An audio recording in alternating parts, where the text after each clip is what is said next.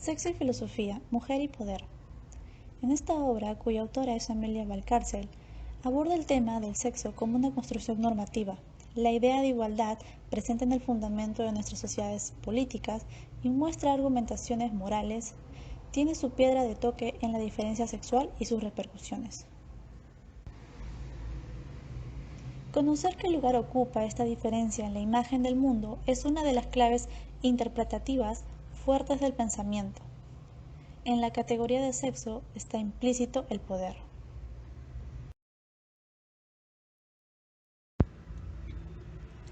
¿A qué se debió la fascinación de Simone de Beauvoir por la filosofía? Con esta pregunta, la autora Amelia Valcárcel le dedicaría el capítulo 1 a Simone de Beauvoir, que vendría a ser una de las más icónicas en el ámbito feminista.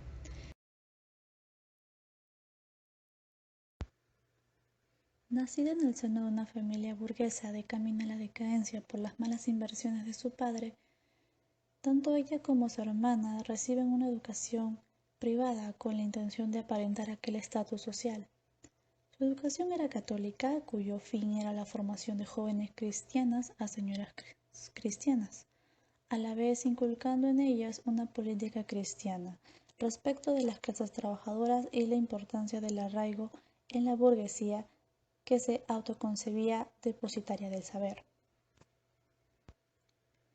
En otras palabras, para llegar a ser una mujer, iniciabas como una doncella, ignorante a lo que no estuviese relacionado con la economía doméstica, mientras te resignas a un matrimonio arreglado. Sin embargo, Beauvoir cuestionaría aquellos valores inculcados en su niñez. Cabe mencionar que ella destacó desde temprana edad como una alumna brillante, estudiando en la Sorbona, aquella prestigiosa universidad de Francia. En su libro Memorias de una joven formal nos relata en la universidad llega a conocer a Simone Weil, una de las grandes promesas de la Sorbona, con quien tendría un pequeño enfrentamiento por un tiempo. Weil afirma que solo hay una cosa importante sobre la Tierra, la revolución que dará a comer a todo el mundo.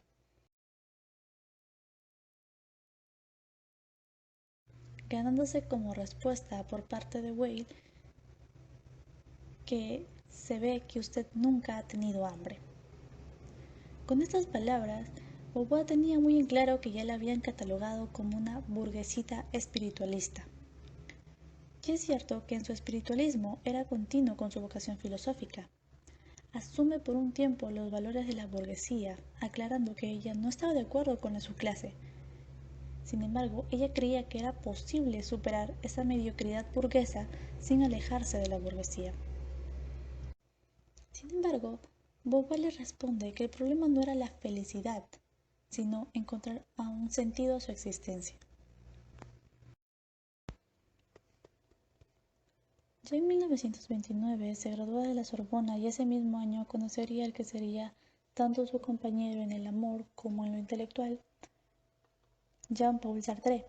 La relación se basaba en el respeto y en la libertad, en el que nunca se planteó alguna opción de matrimonio. Junto con él, Beauvoir exploró lo que era el libre albedrío, el valor de la experiencia personal. Años posteriores a la Segunda Guerra Mundial, estas ideas convergerían en la escuela del pensamiento más asociada a su trabajo, lo cual sería el existencialismo.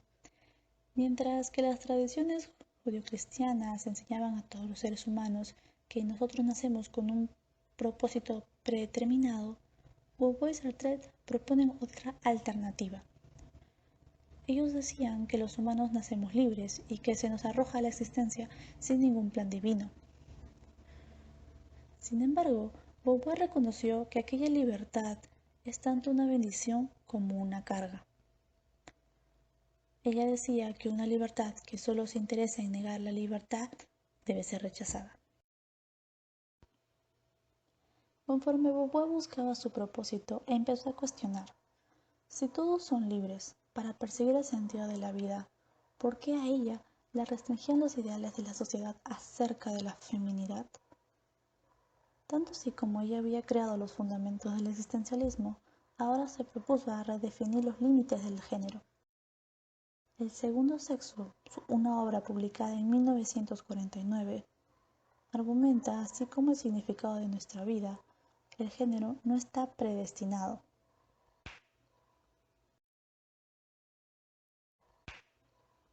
Aquí nacería su frase más célebre: una no nace sino se convierte en mujer.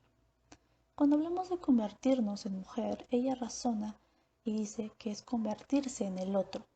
Beauvoir define que ese otro es el proceso de etiquetar a la mujer como inferior al hombre. Al ser lo otro, argumenta que la mujer era considerada inferior y por lo tanto se le restringía sistemáticamente esa búsqueda de libertad. Aquella obra, El segundo sexo, se convirtió en un tratado feminista esencial al ofrecer una historia detallada de la opresión a las mujeres y una abundancia de testimonios y anécdotas. El segundo sexo combina tanto la experiencia personal con la intervención filosófica, proporcionando un nuevo lenguaje para discutir la teoría feminista.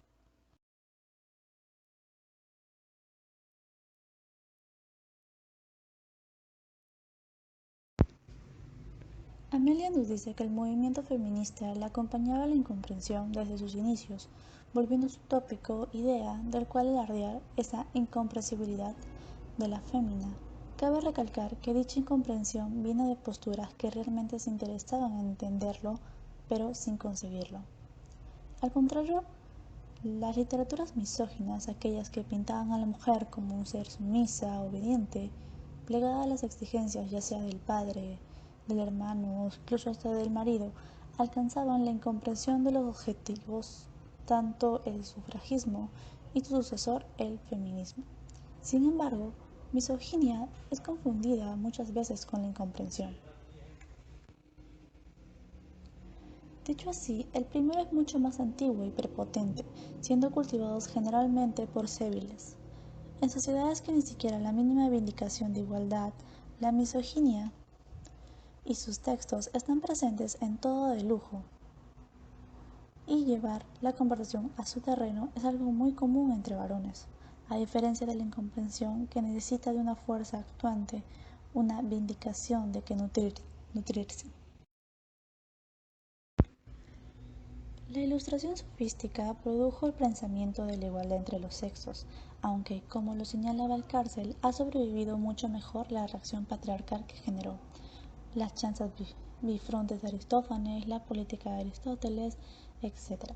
Siendo así que solo se trasvista dicha igualdad de los sexos en una comunidad de mujeres similar a la ilustración europea, tibios igualitarismos por parte de Voltaire y profundas misoginias por parte de Rousseau. Hay que recalcar que este último autor dejaba a las mujeres en un segundo plano en todas sus reflexiones. Por ejemplo, una frase que dijo es: todo hombre que se halla a gusto con su familia ama a su mujer. Si vuestro esposo vive feliz, en casa seréis una mujer feliz. Él privilegiaba dos roles fundamentales en la mujer, el de la esposa y el de la madre. Quien tocó parcialmente este tema fue Moro, con su idea utópica, con la igualdad de los sexos. Las polémicas feministas no eran algo nuevo, tenían un aspecto recurrente, similares en argumentos.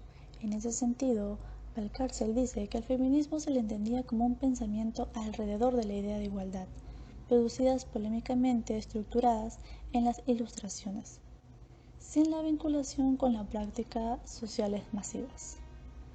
No fue hasta el siglo XVIII, que era ya la era industrial, que cambiaría profundamente el aspecto de la sociedad, reajustando lo social e ideológico. Ante la decadencia de libertad, los derechos del hombre, etc., arrastraron sin piedad aquella literatura vindicativa, siendo la novedad a lo que Hegel llamaba la época de una cultura universal, el cambio social. La revolución de las mujeres se vuelve algo inseparable de las sociedades industrializadas. Por el siglo XIX e inicios del XX, sus objetivos eran la lucha por el voto, equiparación política, tanto hombres y mujeres, siendo el voto la llave de estas. Valcárcel nos habla de las modernas teorías feministas que se gestan con el nuevo mayo del 68. El primer feminismo norteamericano será conducido durante una década por obras de mujeres que, habiendo tomado parte en luchas políticas antirracistas, antibelicistas, se aperciben de que en los respectivos movimientos de sus vanguardias políticas cumplen un papel subsidiario.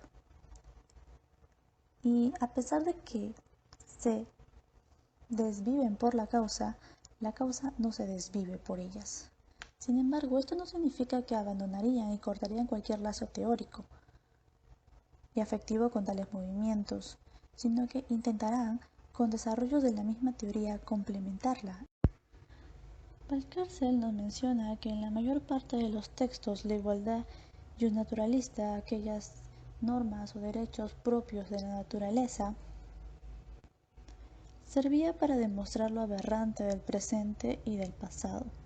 Pero puesto que existía sobre ella una desigualdad universal e ilegítima, debía ser explicada desde su origen. La opresión de las mujeres era un resultado de ellos. Entonces, tomando categorías engelsianas, ir al origen llegó a significar el buceo en esos macroideologemas del pasado. Engels decía que la esclavitud de las mujeres se hace coincidir en el origen de la familia, con la instauración de la propiedad privada y hasta con el conocimiento por parte del varón del hecho de la generación. Patriarcado, el dominio del varón, coincidía con patrilinealidad, es decir, la propiedad sobre las mujeres que garantizaba la legitimidad en la filiación. De todos modos, Engels no había hecho más que recoger y aún ordenar la gama de estas especulaciones que situaban un matriarcado primitivo en los límites de la protohistoria. Engels hacía surgir de esta primera opresión patriarcal todas las demás formas de explotación del hombre por el hombre y a las que se conocía como modos de producción. Para Valcárcel, la liberación de las mujeres depende de una revolución que termine con la liberación de todos los oprimidos. Sin embargo, el problema es por dónde empezar, o mejor dicho, dónde deben luchar las mujeres. Y en el peor de los casos, ¿por qué las mujeres no luchan? En tal contexto nació una de las dos polémicas que ocuparían a la teoría feminista de los 70. Se la solía conocer por la contradicción principal. A la segunda, igualdad-diferencia, habrá que referirse más tarde. El término alienación daba una explicación casi completa al por qué las mujeres no luchaban. La teoría feminista se convirtió en una polémica sui generis, ya no era vindicación contra incomprensión, con el paso continuo de la literatura misógina. Curiosamente, aunque esa forma tradicional de la polémica fue intentada, nadie se dejó seducir por la oportunidad.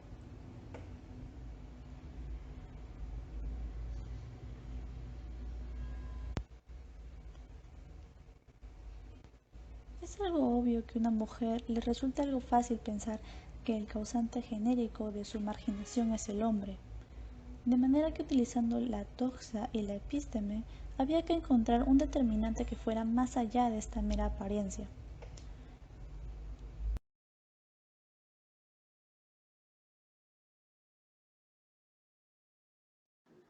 Si hay un movimiento del cual sus compañeras anuncian de continuo que no han alcanzado sus objetivos, es el feminista.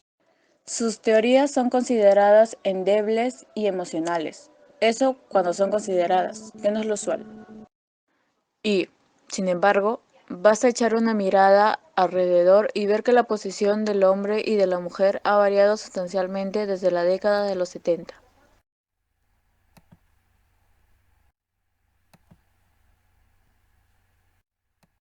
Los varones de las sociedades occidentales no soportarían las formas de familia ni sus cargas tal como se asentaron estas a partir del siglo XVII. Economía, natalidad e ideas ya no podían destejerse. El sistema económico no puede permitirse devolver a las mujeres a sus respectivos hogares. Es demasiado complejo y políticamente imposible. La relación entre varones y mujeres es ahora problemática. Es verdad que la libertad es igual a problemas, que igualdad es de nuevo problemas. El matrimonio no está ideado para ser una relación entre iguales, por lo que la tasa de divorcio se dispara y, si no se lleva a más velocidad, es porque las precarias condiciones económicas no permiten a las mujeres divorciarse. La familia es una unidad de consumo, justificada por un etéreo amor o ayuda mutua, y la competencia del mercado no la alienta de modo especial. Su función ideológica existe, pero no para imbuir a estas criaturas de la ideología dominante, sino que es una sociedad de ahorro e inversión que garantiza a los varones la pervivencia del patriarcado. La teoría política socialdemócrata o la liberal consideran la emancipación de las mujeres un fenómeno colateral a la revolución industrial. No entran en sus raíces ilustradas ni en sus disputas internas. La emancipación de las mujeres queda traducida a la salida al mercado de trabajo, pagado de un porcentaje relativamente alto de la población activa femenina, y ello produce en la sociedad en su conjunto cambios y nuevas necesidades. No explican por qué se deshace la familia, simplemente lo constatan, y advierten que ello varía las condiciones de mercado y fuerza al Estado o a la libre competencia ofrecer los servicios que antaño la familia ofreciera. Tanto el feminismo radical y reivindicativo piensan que la emancipación transforma la sociedad, pero no saben ni se atreven a construir una teoría del poder. El feminismo sigue corriendo el riesgo de quedarse en un movimiento monocausal si no es capaz de hacer todos sus ajustes con las tradiciones políticas predecesoras. Para ello, debe encarar la discusión sobre el poder y el mismo poder. Si el feminismo es un macromovimiento cultural, ninguna categoría política servirá para definirlo. Si el análisis político se interrumpe a favor de análisis más amplios, aparecen en este caso frentes nuevos, las teorías que acercan biología y sociedad. Los dos sexos no tienen la misma función biológica. En la reproducción tienen enfrentadas estrategias, tienen distinta disponibilidad y agresividad diversa. Las conductas de uno y otro se complementan tras la estrategia de tanteo que es galantear. Deben cooperar, que es lo mismo que afirmar que su jerarquía es inevitable pese a la variedad de formas culturales que es capaz de adoptar. Muchos pensamientos contemporáneos y la crisis del sujeto entre ellos parecen conectados con el miedo a la igualdad. Cada centímetro de igualdad cuesta. Algunos pueden argumentar que ya existe para negarse a concederla, otros que el buen mundo ordenado desaparecerá llevándose con él su peculiar belleza. Por último, desde los supuestos aliados, se avisará de los efectos nocivos de reclamar igualdad en un mundo injusto. Capítulo 4. Mujeres y poder. Para los profesionales del discurso, hablar de poder es hacerlo de lo que no somos ni tenemos, que suponemos que otros tienen y son, que lo ejercen, que lo manifiestan, pero que no se expresa sobre sí mismo.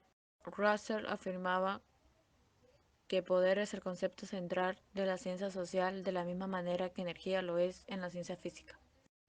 Muchas de las investigaciones sobre la naturaleza del poder parten y concluyen que el poder es naturaleza.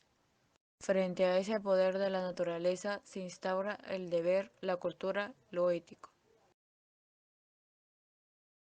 En Entendiendo la naturaleza humana, frente a Freud o Jung, Adler mantuvo que todo conflicto es un conflicto de poder o con un poder, y que lo que determina la vida de los individuos, y quizás de los pueblos, es la lucha entre el deseo de hacerse valer y los sentimientos de la inferioridad, trama fundamental que cualquier pedagogía refuerza. Si el problema es el poder, una lucha contra él se convertiría en guerra contra la naturaleza y contra nosotros mismos. No cabe una competición más absurda o más destinada al fracaso. Es una ecuación 78ista y bastante elemental la igualación entre poder y mal. Mujer y mal, otra versión de la escatología. Otra ecuación ideal, al menos tan antigua como la anterior, ha igualado con el mal un término muy corriente, el genérico la mujer. La mujer es el origen del mal, causa del mal, guardiana del mal, transmisora del mal y heredera del mal. Los mismos textos que fundan la historia del concepto humano de naturaleza suelen realizar por lo común la identificación entre mujer y naturaleza ilimitada, inconsciente de sí, entre mujer y mal. Entonces, si poder es igual a mal y mujer es igual a mal, entonces mujer es igual a poder. Eso es imposible. No se da el caso abstracto de que dos cosas iguales a una tercera sean iguales entre sí. La igualación mujer-poder no es válida. ¿Por qué? Habrá de avanzarse una hipótesis explicativa. El poder que es mal no es un poder analógico. La mujer que es mal sí es analógica. Es por esto que, cuando se reúne mujer y poder, se da el abismo de maldad. Para la salvación de la especie, son y han sido muy pocas. Eva tiene una mañana libre y condena a la humanidad. Semiramis gobierna Babilonia y siembra el crimen. Libia inventa el imperio romano y nos lega el sustantivo livianidad. Las mujeres cristianas que por derecho divino alcanzan el poder lo exorcizan mediante rezos continuos. De todo ello se desprende que las mujeres han de ostentar el poder esposadas, con las manos juntas, en la correcta actitud de disculpa, porque si no lo hace peca contra la naturaleza y la cultura. Las encuestas nos muestran que es muy difícil que las mujeres afirmen desear el poder. ¿Por qué esa repugnancia? ¿Por qué el desosiego que produce el par mujer-poder? Porque todos sufriremos si se les da poder a algunas, según cierto periodista comentando el glorioso 25% de participación de las mujeres del Partido Socialista Español, cota máxima que la razón nos concede en estos tiempos de igualdad. Las mujeres no somos importantes, no tenemos determinación, no somos sujetos. Nuestra única virtud es la abnegación. Perdámosla y no nos queda nada. Por el contrario, las teóricas feministas dan a decir que no quieren el poder, que el poder corrompe. Por el contrario, las mujeres disfrutamos de la ventaja del cuerpo femenino. Somos madres. Distráiganse ellos con el poder. Nosotras producimos vida y es de suponer, por ello, una sensacional envidia en el sexo defectivo, el sexo que mata en vez de parir. Y aún otras pretenden ya tener poder, alrededor de este. Tras cada hombre hay una mujer que es su verdaderamente. Para ser poderoso hace falta dos cosas, dijo cierto afamado político catalán, primer presidente de la restaurada Generalitat: buena salud y una mujer lista. En clave contracultural, esta melodía suena así: en cada hogar, el poder lo tienen este y los demás son invenciones masculino-infantiles. ¿Para qué querer ostentosamente lo que se tiene y a menor riesgo? Solo lo pretenderían ciertas clases de personas ineptas, inadaptadas y viriloides.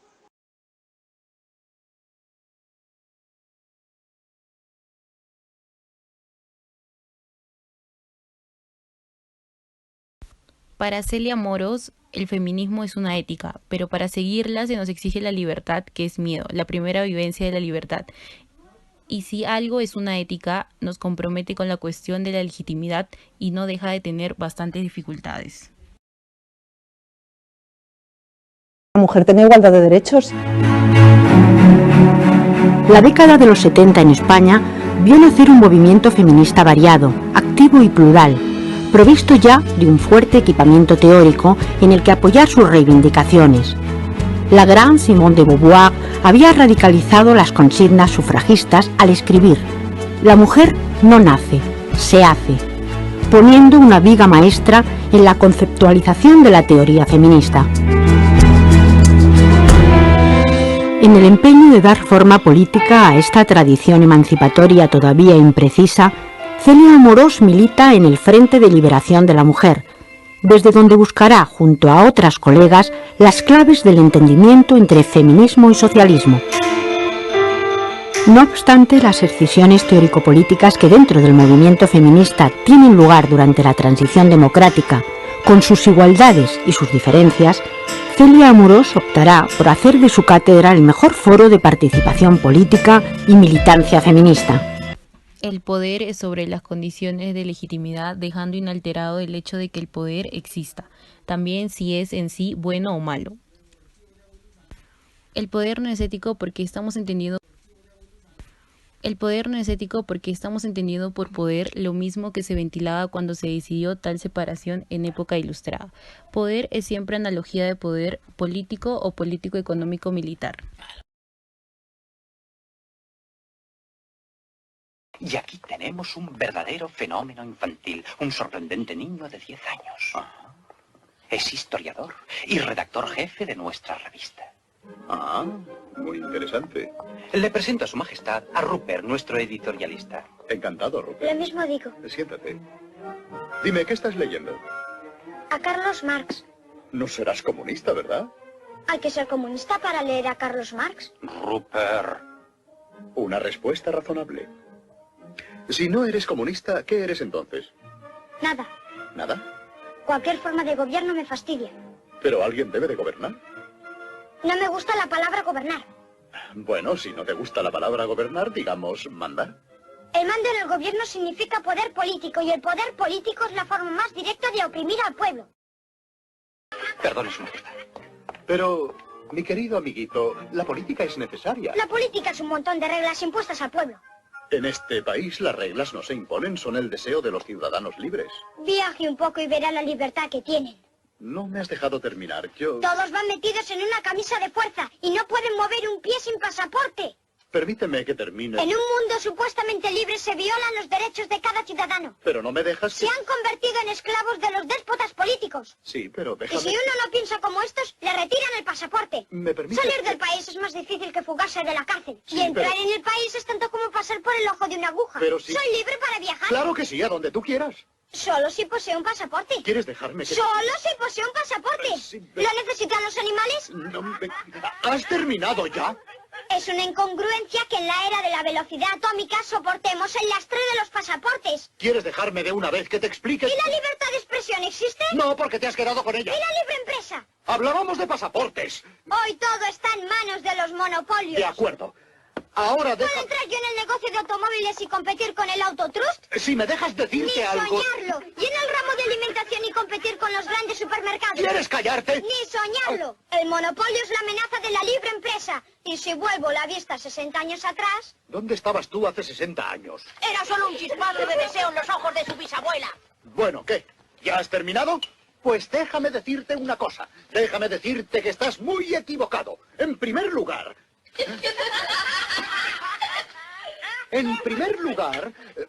ahora se... Todo el mundo clama por la energía atómica. Sí. ¿Usted quiere fabricar bombas atómicas? ¿Yo? Sí, yo soy contrario a la bomba atómica. Usted quiere aniquilar la civilización, borrar todo rastro de vida en este planeta. Aún cree que vive en el siglo XIX. Tienes que saber que yo he perdido mi trono por negarme a fabricar la bomba atómica. Usted y los de su clase creen que la bomba puede resolver sus problemas. Escúchame, mocoso. El hombre tiene hoy exceso de poder. El Imperio Romano se derrumbó con el asesinato de César. ¿Y por qué? Por causa del exceso de poder. El feudalismo se esfumó con la Revolución Francesa. ¿Por qué? Por causa del exceso de poder. Y hoy el mundo entero estallará en 1000 pedazos. ¿Por qué? Por causa del exceso de poder. El monopolio del poder es una amenaza para la libertad. Degrada y hace víctima al individuo. ¿Y dónde está el individuo? No lo sé, te lo juro. Se haya sumido en el terror porque se le enseñó a odiar en vez de enseñarle a amar. Si queremos que la civilización sobreviva, hay que combatir el poder hasta lograr restablecer la paz y la dignidad humana. El feminismo ha sabido que no puede abandonar la defensa de la igualdad y que no debe dejarse atomizar individualistamente si quiere ser eficaz. Conoce que su horizonte es la individualidad, el nominalismo, así como parte de sus estrategias. Por todo ello, el feminismo ha planteado con mayor rigor y coherencia que la mayor parte de las demás filosofías políticas, el juego conceptual y de intereses que se mueven dentro de esas posiciones. La seriedad es uno de los rasgos de la representación del poder. De las reivindicaciones de las mujeres se dijo en un tiempo nada lejano que no eran nada serias.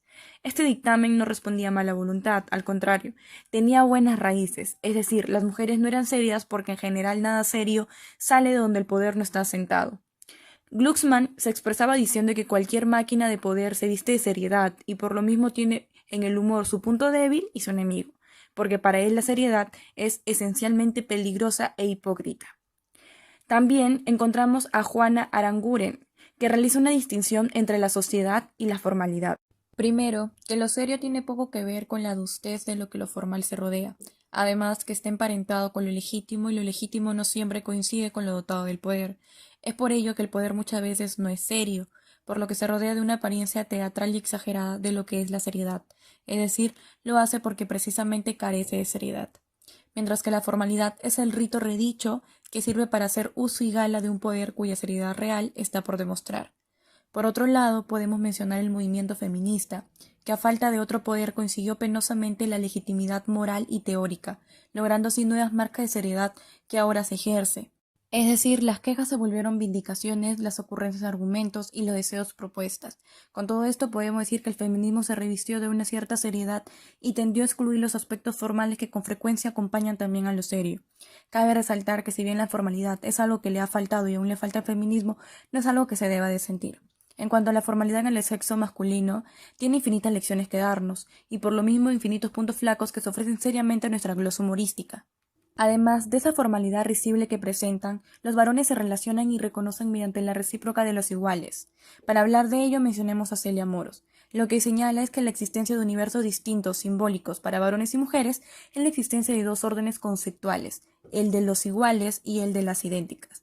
Los iguales se reconocen como individuos, por lo tanto como diversos dotados de esferas propias de opinión y poder, mientras que las idénticas carecen justamente del principio de individuación, de diferencia, de excelencia, de rango. Este universo del que habla tiene su fundamento en la igualdad que es equipotencia, en la tradición individualista que crea una visión frente a la acción colectiva, donde el colectivo de las mujeres es mejor debido a que se tiene experiencia de qué tipo de igualdad se oferta a aquellas o aquellos, además que soporte y ha soportado el peso de una identidad que se resuelve en figuras finitas, estereotipadas e inaceptables, por lo que se debe alcanzar la igualdad que es equipotencia. Esto es el reconocimiento mutuo de la individualidad. Por ello, en este ámbito se resuelve la proclama del nominalismo. Aquí encontraremos a Javier Muguerza, que escribió que la pretensión nominalista del feminismo español en realidad quería decir algo más y civil, es decir, el reconocimiento de la individualidad exonerada ya de los genéricos. Sin embargo, para juzgar la excelencia de las individualidades hace falta más inteligencia y trabajo para fabricar estereotipos, pero si nos inclinamos al pesimismo antropológico, nos pone en guardia y lleva a pensar que la filosofía feminista tiene por delante muchas inercias que vencer. Por otro lado, el humor con que los varones definen a las mujeres como idénticas causa a menudo que ellas rebajen sus propias pretensiones, asumiendo su identidad efectiva. Además, como dicho rumor intenta interrumpir la solvencia moral y política del feminismo, esto es el arma de las mujeres contra la formalidad del poder que la sujeta, donde en ocasiones da el tono en las manifestaciones de protesta del movimiento feminista, llevando al límite una forma de resistencia que muchas mujeres han llevado a lo largo del tiempo. Asimismo, por esa razón, las mujeres lo que deben hacer es mantener la seriedad que conviene a la exigencia de la igualdad, es decir, mantener esa seriedad de quien sabe lo que quiere y hace es legítimo, y es mejor de lo que se ha hecho y se ha mantenido. Poder y mujer. Muchas veces puede leerse o escucharse en contextos feministas, las mujeres no quieren el poder, quieren transformar el poder. Ahora hay que distinguir estas afirmaciones de otras muy similares que han producido y se producen por la intelectualidad de la contracultura. Las mujeres no quieren poder, las mujeres son el antipoder. Incluso quizás haya que distinguir estas últimas afirmaciones usuales del discurso tradicional que dice: las mujeres no quieren el poder, las mujeres no necesitan el poder. La mujer, el poder le sienta mal, no se conviene con ella. Todas estas sentencias se parecen, a pesar de su diversidad. Dan por supuesto que están realizando afirmaciones en vez de estrategias o ensalmos que están utilizando referentemente cuando hablan de la mujer o poder. La mujer es un genérico ilegítimo. Es por ello que el poder no puede ser dicho de modo único. En el caso del discurso tradicional, en ocasiones dichas frases tienen éxito, donde muchas mujeres llegan a creer que comparten algo como la esencialidad femenina y que de tal esencialidad algunos ejercicios del poder, ejercicios notorios, políticos, organizaciones, los empresarios, los coactivos están excluidos. En el caso de la contracultura, sucede que dicho juicio tradicional se remodela. Además, encontramos afirmaciones genéricas como las mujeres no tienen poder, el poder produce cataclismos, las mujeres son la esperanza de la especie. Tales sumarios silogismos aparecen en bastantes obras de progresismo ambiente, Incluso se refleja en encuestas donde al interrogar a las mujeres si desean el poder o no, responden en porcentajes elevados que no. Además, a la cuestión mal formulada de ¿por qué la mujer no quiere el poder?, se le suelen dar explicaciones que adolecen de la pregunta, algunos de género psicologistas, otros sociales, como por ejemplo, las mujeres son tímidas y rehuyen los enfrentamientos, prefieren permanecer en la sombra, saben quizá manejar pero no mandar. Las mujeres que son verdaderas mujeres no necesitan imponerse, alcanzan sus objetivos por otras vías. Las mujeres son capaces de intentar la detentación de poder, no son mujeres verdaderas. Y así entre otras cosas más, todas estas pseudoexplicaciones intentan responder una cuestión mal planteada, suelen ser rebatistas por la militancia feminista con otras argumentaciones, quizás más verdaderas pero a menudo desenfocadas. El poder de Hestia. El colectivo de las mujeres está comprometido por su designación heterónoma con reparto desigual a esferas de influencia, lo que a veces se sustancia bajo la división interior-exterior, lo que se ve y lo que no se ve, tanto en el trabajo como en el poder, donde queda mejor iluminado las características de la filosofía política que las antropológicas. Por otro lado, los varones crean y sustentan el Estado, dado que el primer análogo de poder es el poder estatal, además que no es raro que pueda confundirse con el poder patriarcal y poder a secas. Esta confusión se debe aparte a los filósofos políticos clásicos. Incluso Hestia tiene un poder en ese sistema, que es un poder tan extraño que en vez de poseerlo quien la sirve, la absorbe. Hestia es muda, no funda sujetos ni relatos. Kate Millett puede hablar de una política sexual que ya no funciona con el concepto clásico de lo político, sino con el concepto político que tradicionalmente acuñaron los movimientos sociales del siglo XIX, donde el feminismo contribuyó decisivamente. De redimidas a redentoras. Muchas de las reivindicaciones que los grupos feministas llevaron por bandera en la pasada época se han demostrado pura y simplemente calidad de vida, donde se resaltan los rasgos contraculturales del matrimonio y la familia. Además, asumir el control de la natalidad. Son una de las tantas evidencias que en su día fueron reivindicaciones feministas que ahora son consecuciones del modo de vida de las sociedades individualistas avanzadas. Por eso en ocasiones la militancia queda perpleja, se puede vencer y parecer. Lo que se consigue revierte en común ganancia, hasta el punto de que se pierde incluso la autoría. Entonces lo que queda pendiente no parece de fácil instrumentación a través de las meras vías políticas. En el caso del feminismo le sucede algo parecido que a la política, donde a veces se ve vaciado porque se ve cumplido y debe buscar más allá, algo que también sucede a la política progresista. Por otro lado, el feminismo no debe desdeñar hacer sus ajustes con las tradiciones políticas que le han predecido, ni saber situarse con autonomía y poder y al lado de las tradiciones políticas presentes. Lo que debe hacer es reclamar su herencia y propiedad, lo cual exige compromisos con el poder político al menos, pero compromisos con una concepción de lo político, que ha sido precisamente el feminismo quien más ha contribuido a crear y consolidar. El primer ensayo feminista de una teoría del poder. Es difícil que los filósofos políticos se pongan de acuerdo en una definición de poder que no sea trivial. Al fin, el término poder, que fue invocado con el objetivo de subsanar la deficiencia del economicismo, no parece desviarse de los callejones sin salida que se trataban de evitar. El término poder necesita una contextualización más intuitiva que explicativa. Es por ello que la teoría feminista intentó llevarla a cabo mediante el constructo conceptual al que llamó patriarcado. Patriarca, patriarcal, patriarcado son términos antiguos que siguen vigentes en nuestra tradición cultural, pero cuyo sentido valorativo ha ido cambiando en los últimos tiempos. Esta palabra era sinónimo de anciano, venerable, sabio, y en la actualidad aún el diccionario de la Real Academia Española glosa esta familia de voces en clave de dignidad moral, autoridad, comodidad e incluso autoridad y gobierno ejercidos con sencillez y benevolencia. Por otro lado, el aspecto descriptivo de estos términos no ha variado mucho, pero sí su significado valorativo.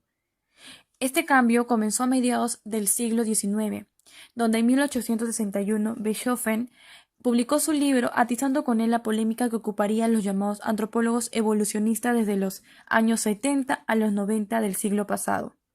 Además, el matriarcado, en su opinión, era la primera forma de cultura una vez que sobrepasaba el etairismo o estado de naturaleza. En los albores de la historia había sido sustituido por el patriarcado, mientras que este, es decir, el patriarcado, es la moderna y perfecta distribución de autoridad que permite la esencia de la civilización. Asimismo, Beethoven influenció bastante en Morgan, cuyo libro Sociedad Antigua recogió este esquema, con el único tono discordante de Henry Maine, cuyo también Sociedad Antigua fue publicado en 1861. Por otro lado, a medida que la historia se va tornando historia de opresión o de explotación, su origen supuestamente matriarcal se vuelve cada vez más apacible a una sociedad igualitaria y libre, que si bien pobre, cooperativa, conciliadora, ha seguido una escala de injusticia cercana al culminarse. Cuando esto suceda, los buenos tiempos pasados volverán, aunque ya no idénticos. Además, el origen del destierro que es la historia reposa en el paso de una sociedad matriarcal al paso de una sociedad patriarcal. En esta tesis es mantenida por Engels el origen de la familia, la propiedad privada y el Estado, obra que consuma el cambio en el significado valorativo del término patriarcado.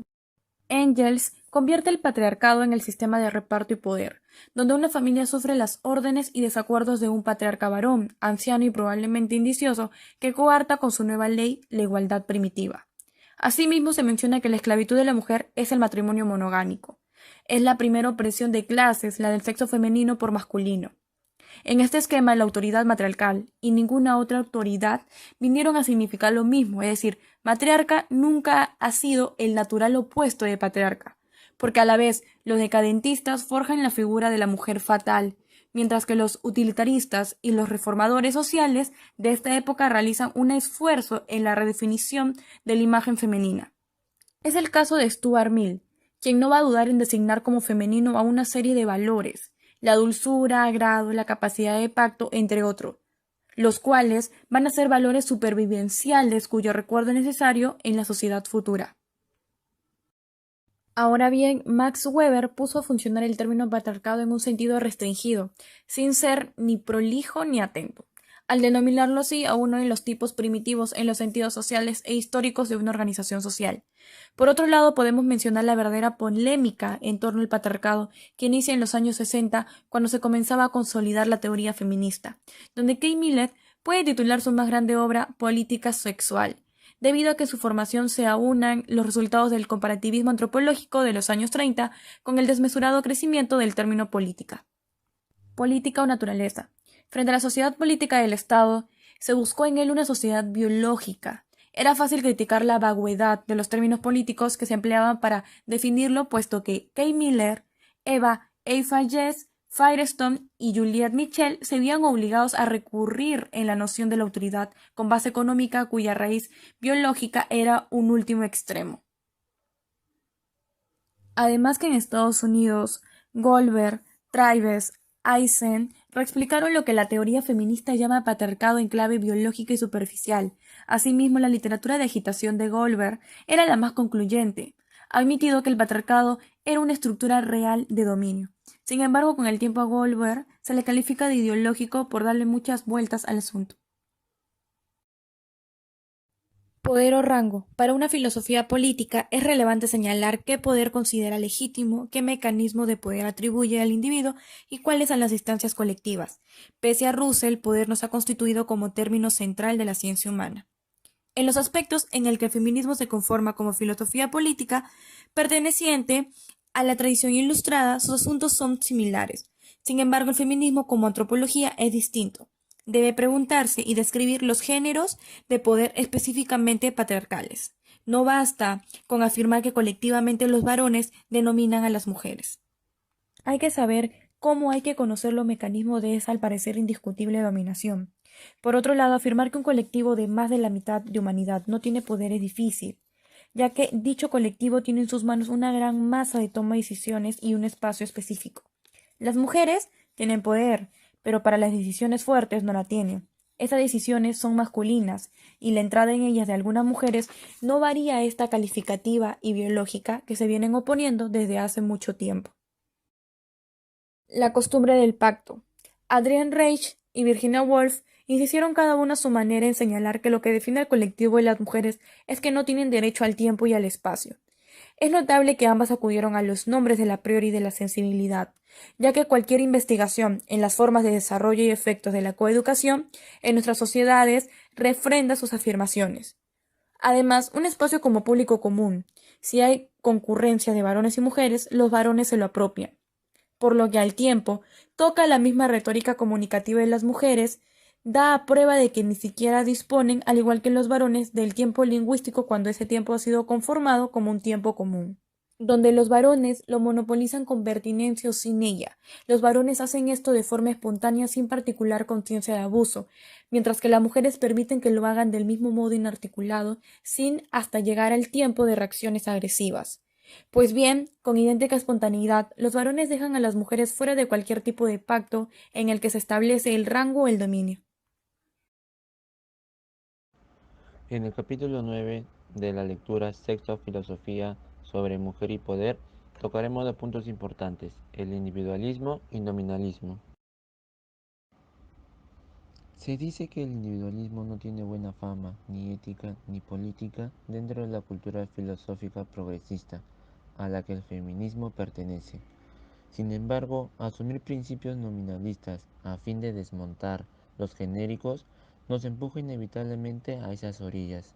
Reclamar la individualidad es el necesario golpe en la base del estereotipo genérico. Frente a la violencia del genérico impuesto, el nominalismo significa la libertad de ser, pero estos tienen algunos problemas que a continuación veremos. Materia transaccional. Cuando en la Revolución Francesa el nombre de la igualdad se cambió, los antiguos amos fueron demonizados. Los nuevos ciudadanos ampararon su igualdad en la fraternidad y el elemento invariante se mantuvo. Las mujeres fueron apartadas de la política revolucionaria. Primero cerraron sus clubes, después lo fueron de la política, e incluso se llegó a realizar el paralelismo político del antiguo régimen igual a política pervertida en manos de mujeres. La identidad del genérico femenino nunca fue tan apoyada o fundamentada, predicada y explicada como en el primer romanticismo. Es indudable que el planteamiento de la igualdad política por la filosofía ilustrada debía radicalizarse, y lo hizo en dos sentidos. Por la parte económica produjo el primer comunismo, y por la división en sexos, el feminismo. Hay que fiarse de los grandes síntomas. A través del siglo XIX, el voto censitario, o en otras palabras, el sufragio restringido, se fue extendiendo lentamente, ya que los varones negros consiguieron el voto antes que las mujeres blancas. Individuo capaz de transacciones.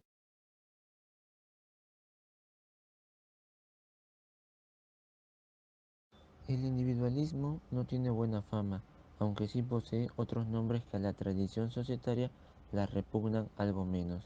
Por ejemplo, autonomía.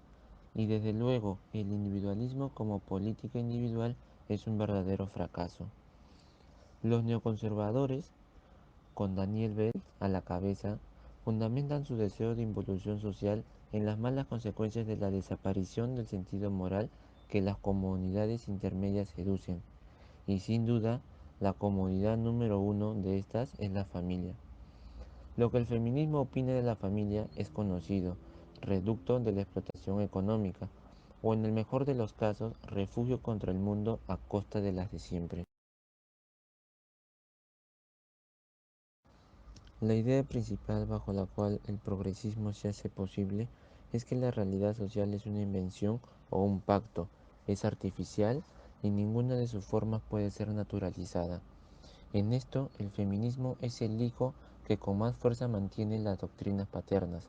El sexo que ha estado tanto tiempo naturalizado sabe mejor que nadie quién paga las consecuencias de cualquier naturalización. Así pues, el feminismo es más o menos ruseniano, cuando sucede que Rusen es una de las fuentes conocidas de antifeminismo. El feminismo es individualista cuando ocurre que conoce que nada se sigue para el genérico de la acción individual. Es igualitarista cuando desde todas partes se predica la diferencia, y es optimista cuando, caídos los llamados grandes relatos, todos sus eventuales compañeros de viaje se declaran exhaustos. El individualismo tiene mala fama, como ya lo repetí, pero la autonomía no. Es entonces el deber de construir procedimentalmente el resto de las identidades individuales, lo que quiere también decir que el feminismo puede y debe tener mayor transitividad de la que se le supone, hacerse cargo de más causas. El feminismo pertenece a una tradición de pensamientos que denuncian desigualdades injustas. La que las mujeres padecen no es la única. Desprecio de corte y alabanza de aldea. Las mujeres no son todas X, diga quien lo diga. Desde cierta pereza mental interesada, lo femenino puede ser esencialmente lo opaco, lo inmanente, lo cerrado, para bien o para mal. En correspondencia, habrá una imagen esencial de lo masculino, pero no siempre será positiva. Las mujeres no quieren ser como los hombres. Quiere decir muchas veces que quienes lo afirman tampoco pueden. Pero ¿qué es lo que no pueden? No pueden ser como cierta imagen construida de los hombres en la que ni muchos varones, ni desde luego las creaciones vidables de la cultura se reconocerían. Dominar o ser dominada no es lo mismo. Ahora, la obediencia y la sucesión tampoco son la misma cosa. La obediencia afirma la posibilidad de los pactos y las sucesiones. La sumisión lo homogeniza. El esquema de la obediencia supone autoridad, mientras que el de sometimiento implica dominación. La autoridad es compatible con la cooperación.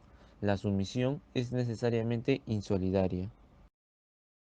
A las mujeres se les impide la genealogía, el reconocerse de yo a yo con la cultura completa puede que interioricen esa exclusión y busquen valorizar las tareas que se les supone secularmente atribuidas. La ley del día y la ley de las sombras.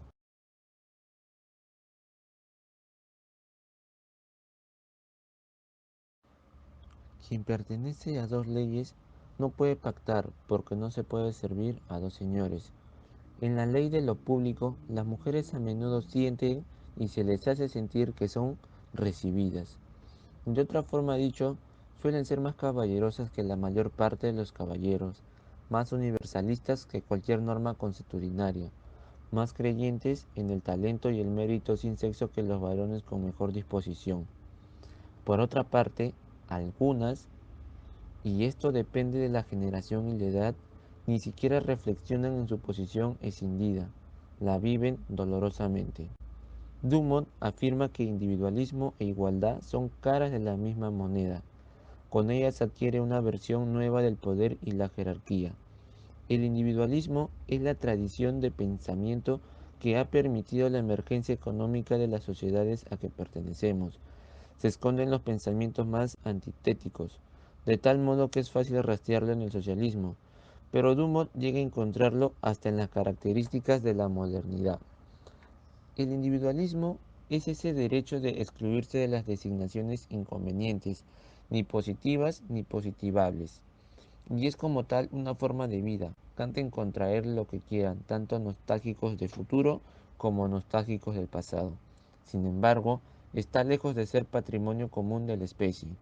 Es relativamente joven. Acudiendo a una idea de Hegel, se vincula con la igualdad abstracta, con lo universal, con las herencias de la razón ilustrada. Y Hegel tenía cierta razón cuando lo hacía contrario a lo recibido, la eticidad como lo sabido y querido.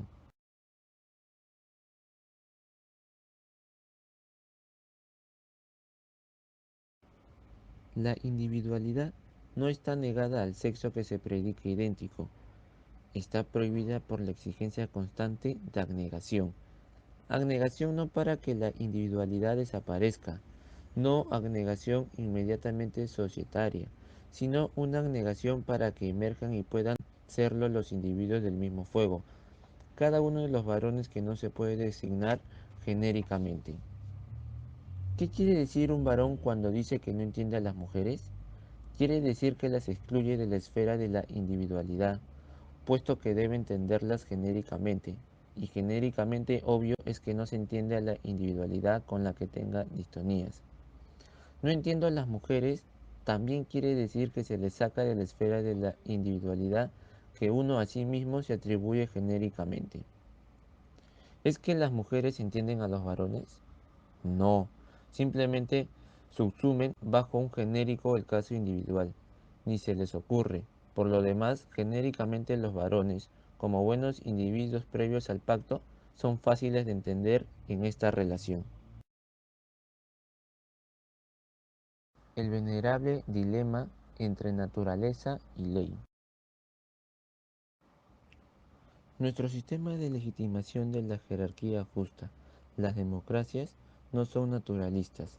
Más bien se presentan bajo un aspecto regulativo, político y a la vez ejemplar. Con todo, pueden subsistir en ellas varias de estas designaciones ilegítimas.